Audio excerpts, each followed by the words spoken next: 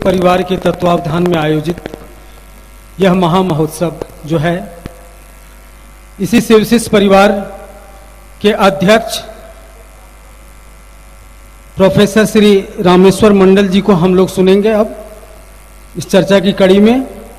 और उनके लिए विषय जो चयनित है, जो चुना गया है, वो है वर्तमान काल में शिव की शिष्यता की पृष्ठभूमि, व्याप्ति एवं प्रयोजन। इस विषय पर हम लोग सुनेंगे शिवशिष्य परिवार के अध्यक्ष प्रोफेसर श्री रामेश्वर मंडल साहब जी को, जो हमारे आपके बीच उपस्थित हैं। अपने गुरु महेश्वर शिव के चरणों में प्रणाम। प्रणाम निवेदित है इस कालखंड के प्रथम शिव शिष्य वरेण्य गुरु भ्राता साहब श्री हरिंद्रानंद जी एवं प्रथम शिव शिष्या दीदी नीलम आनंद के चरणों में। इस विराट शिव गुरु महोत्सव में भाग लेने आए हुए सभी भाई बहनों के चरणों में मेरा प्रणाम है।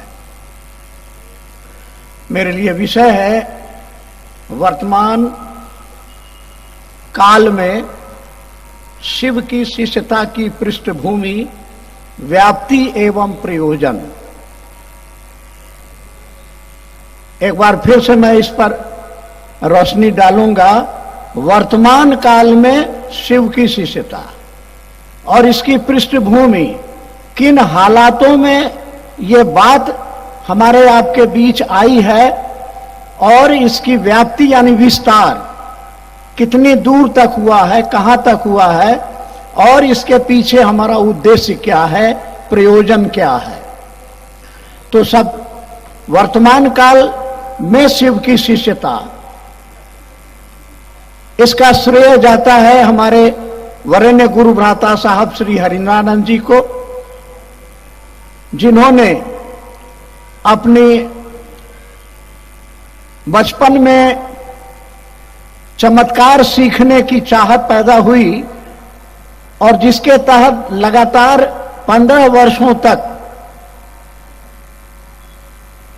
जो भी सीमा में उपलब्ध हुए अवघड़ तांत्रिक, अपने को सदगुरु और जगत गुरु कहने वाले गुरु, तो ये तंत्र की साधना, श्मशान की साधना चलती रही और इसके पीछे एकमात्र उद्देश्य था चमत्कार सीखना।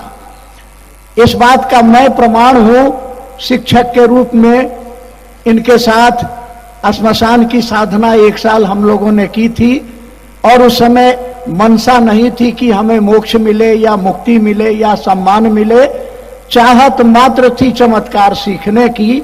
और 15 वर्षों के अथक प्रयास के बाद ऐसा लगा कि हमें जिस चीज की प्राप्ति की चाहत थी वो नहीं प्राप्त हुई। और आया 1974 साल, जब ये पटना कॉलेज में लॉ कॉलेज के विद्यार्थी थे और आरा के गांगी श्मशान में साधना के लिए जाया करते थे, तो एक रात वहां बैठे हैं और अपनी विगत जिंदगी पर गौर कर रहे हैं कि हमने 15 वर्षों में क्या पाया और नतीजा हताशा और निराशा। लेकिन मन हताश नहीं हुआ, मन निराश नहीं हुआ। चमत्कार सीखने की चाहत जो जगी थी वो बुझी नहीं थी। और ऐसे ही चिंतन के क्षणों में एक विचार मन में आया। सारे शरीरधारी गुरु कहते हैं कि गुरु भगवान होता है, तो भगवान गुरु क्यों नहीं।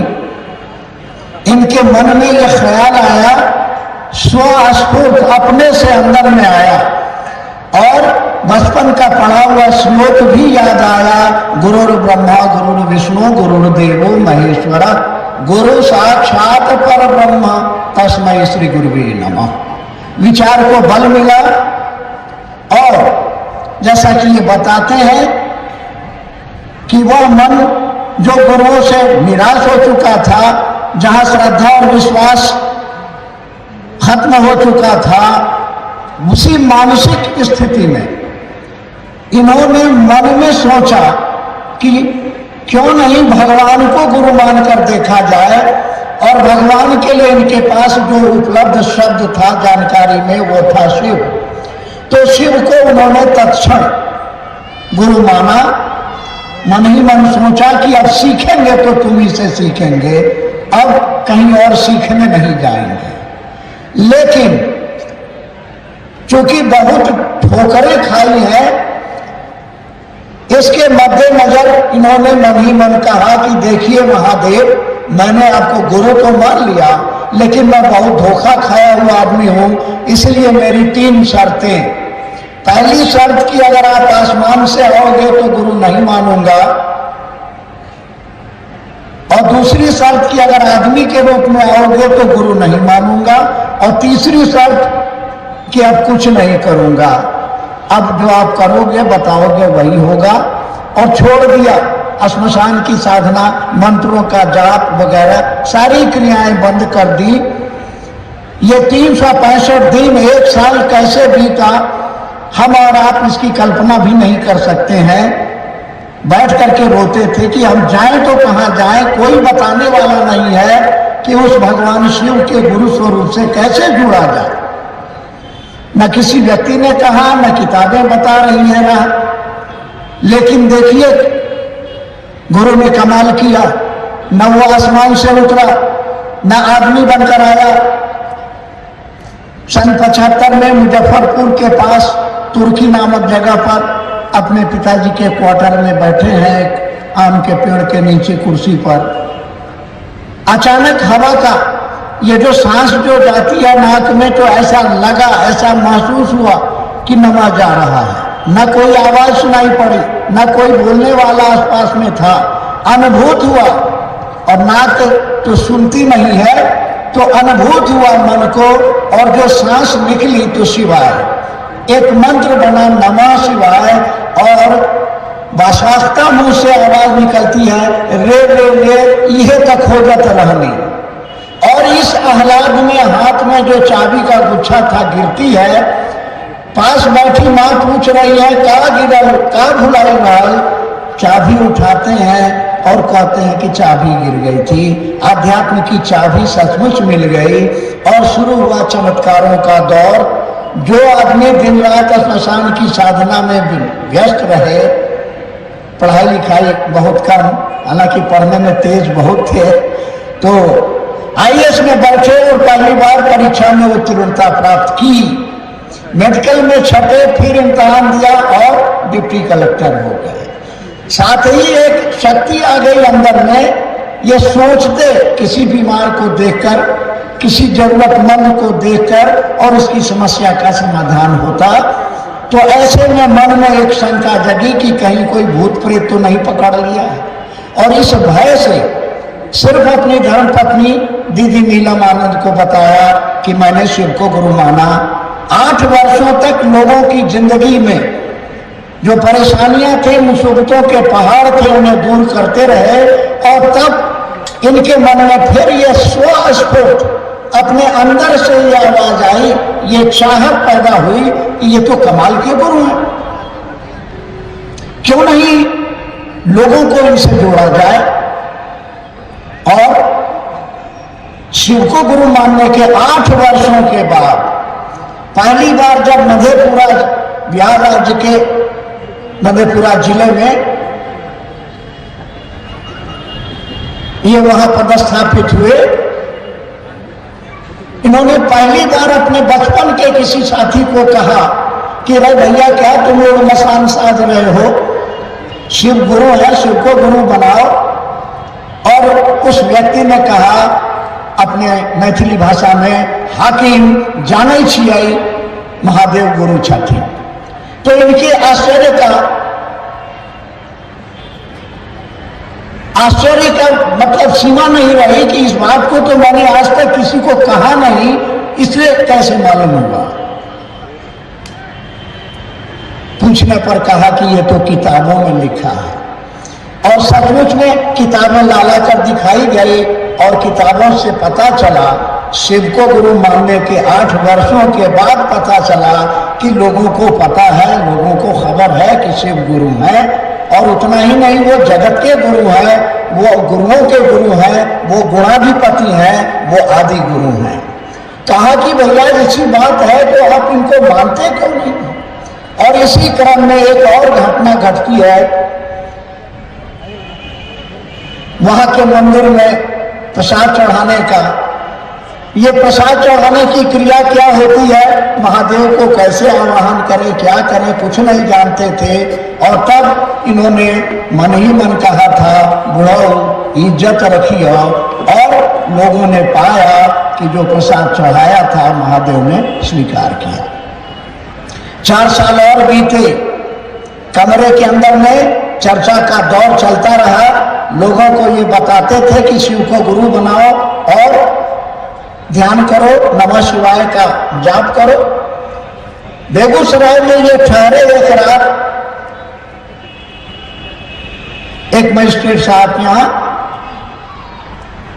रातोगी साहब के यहाँ, प्रातः बेला में वो उठ गए, अपनी पूजा पाठ में लिप्त हो गए। तो इन्होंने, इनकी भी नींद टूटी और अकेले बैठे हैं, रातोगी साहब पूजा में लीन है, आसपास में कोई नहीं है। एक मन में एक आवाज गूंजती है, तुम जो करते हो कहते नहीं हो। और ये जवाब देते हैं कि मैं जो करता हूं वही कहता हूं। आवाज आती है, असत्य बोलते हो। ये उसका प्रतिकार करते हैं कि मेरी आदत नहीं। प्रश्न आता है, क्या करते हो? उत्तर देते हैं कि मैं शिव को गुरु मानता हूं, लोगों को शिव का शिष्य बनाता हूं या शिष्य बनने के लिए कहता हूं। आवाज आती है, करने के लिए क्या कहते हो? और तब एक क्षण के लिए चुप रह गए, लगा कि हाँ कहीं गड़बड़ी हुई है। फिर भी पूछ बैठते हैं, क्या महादेव को प्रचार की जरूरत है? और इसके उत्तर में एक छोटा सा वाक्य इनको सुनने को मिलता है। सुनते ही समझ में आ गया कि ज्ञान क्या है, ये तंत्र क्या है, ये मंत्र क्या है। आवाज ने फिर कहा, तुम जो करते हो वही लोगों को करने के लिए कहो। ये वो 3 घटनाएं, 75 में नमः शिवाय, 82 में बुढ़ाओ इज्जत रखिए और 86 में तुम जो करते हो लोगों को वही करने के लिए कहो। यही 3 इनकी अपनी व्यक्तिगत अनुभूतियां हैं, जिसकी आधारशिला पर ये 3 सूत्र बनाए इन्होंने, जिनका पालन करके कोई भी व्यक्ति, इस धरती का कोई भी व्यक्ति, चाहे वो किसी जाति का हो, किसी धर्म का हो, किसी संप्रदाय का हो, आस्तिक हो, नास्तिक हो, शाकाहारी हो, मांसाहारी हो, दुराचारी हो या सन्यासी साधु हो, वह शिव को अपना गुरु बना सकता है। और इसीलिए ना कोई आदेश, ना कोई उपदेश, मानव मात्र के लिए वरण्य गुरु भ्राता साहब श्री हरिनानंद जी ने दिया है ये संदेश कि शिव जन जन के गुरु हैं। आइए शिव को हम अपना गुरु बनाएं। वो गुरु हैं, लेकिन वो हमारे आपके गुरु नहीं हैं। इस आयोजन के पीछे भी यही उद्देश्य है, यही प्रयोजन है कि दुनिया का एक एक आदमी उस शिव को, जो जगत का गुरु है, वह शिव जो जीव को शिव बनाता है गुरु रूप में, बंधनों से मुक्त करता है, वह हमारे आपके गुरु हो जाए। उसी शिव को अपना बनाया जाए। कैसे बनाया जाए, यही सुनाने और समझाने के उद्देश्य से हमारा ये आयोजन हो रहा है और होते रहे हैं, भविष्य में भी होते रहेंगे, जब तक कि दुनिया का एक एक व्यक्ति सचमुच में शिव का शिष्य नहीं हो जाए। आपको बताते हुए ये खुशी हो रही है कि आज हमारे भारतवर्ष के लगभग सभी राज्यों में शिव गुरु की चर्चा, व्याप्ति, इसका विस्तार छोटे बड़े शहरों में, कस्बों में, गांवों में, पहाड़ियों में बसे हुए गांवों में चल रही है। विदेशों में भी यह चर्चा चल रही है। हमारा एक सूत्रीय कार्यक्रम है और वह है कि मानव मात्र को जगत गुरु शिव से शिष्य के रूप में जोड़ना। यही शिव शिष्यों का एकमात्र लक्ष्य है, एकमात्र उद्देश्य है। और न हमें मोक्ष चाहिए न मुक्ति चाहिए। अगर कुछ चाहिए तो मात्र आपकी शिव शिष्यता चाहिए। इन शब्दों के साथ मैं आप सभी के चरणों में पुनः प्रणाम करता हूँ। एक भजन